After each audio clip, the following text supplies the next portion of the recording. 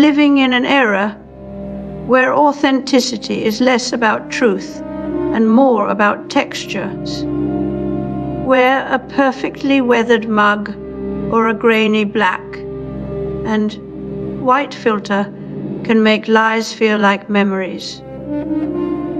This isn't just nostalgia, it's manufactured patina, the deliberate aesthetic of decay used to simulate history. The demand for what feels real has turned imperfection into an industry. Instagram filters don't capture moments.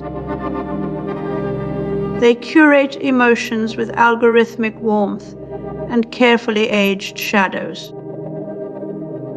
What's fascinating is that we now trust what looks real more than what actually is.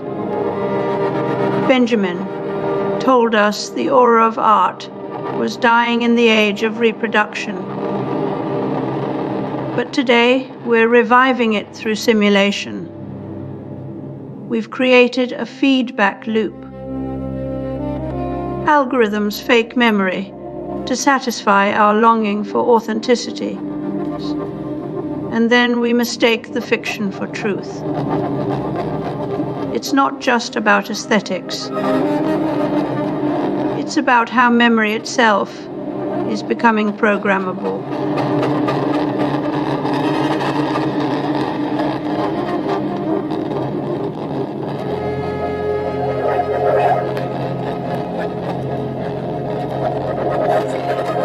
The earliest computers were not just machines of calculation, but bold experiments in automating human thought.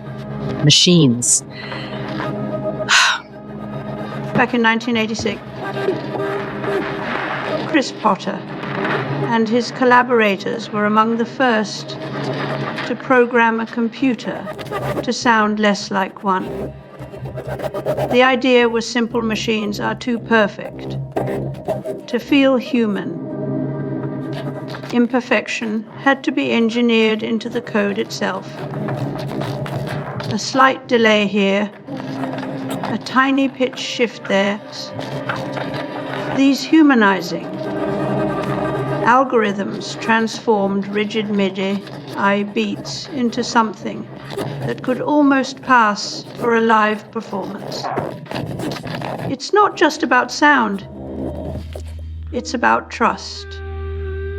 If everything is too clean, we suspect it's fake. Even now, when we speak with AI chatbots or listen to digital assistants, they make mistakes. Grammatical flubs, tone shifts. It's not a glitch, it's intentional design.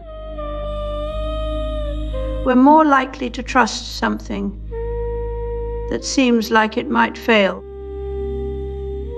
The illusion of imperfection is the new user experience protocol. This logic goes deeper than just marketing. It's about how we recognize authenticity in an age where everything can be replicated. The trust economy runs on this illusion. If a machine is too perfect, we fear it's controlling us. But if it seems to stumble, as humans do, then it fits into our world. It becomes familiar. This is why imperfection sells.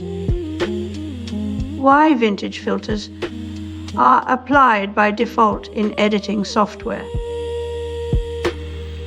We've built a whole industry on the idea that authenticity can be manufactured. And we want it all. Even though none of us really know what real looks like anymore.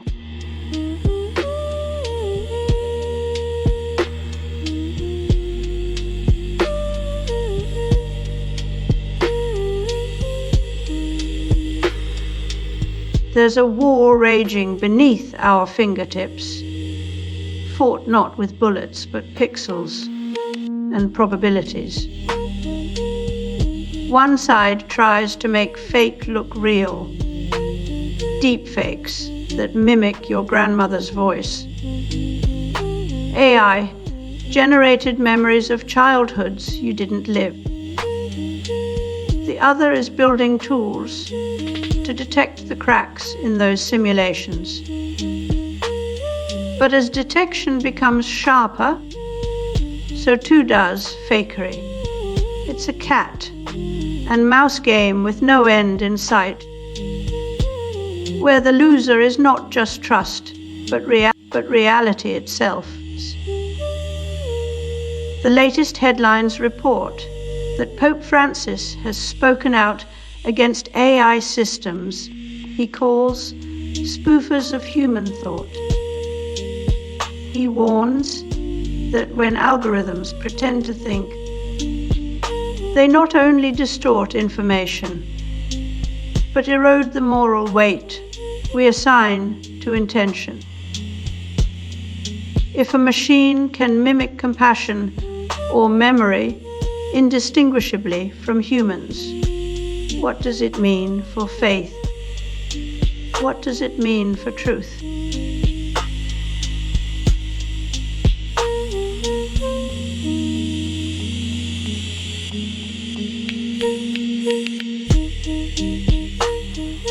We have a new human being, and that's Chris Potter of Memetics Corporation, a new synthesizer, the Yamaha DX100, and a new computer, the Commodore Amiga. Roland Barthes once said that authenticity is that, has been, the residue of time and experience that makes something feel real. But what happens when even that residue can be manufactured? We are now surrounded by objects designed to simulate history, aged with algorithms instead of years.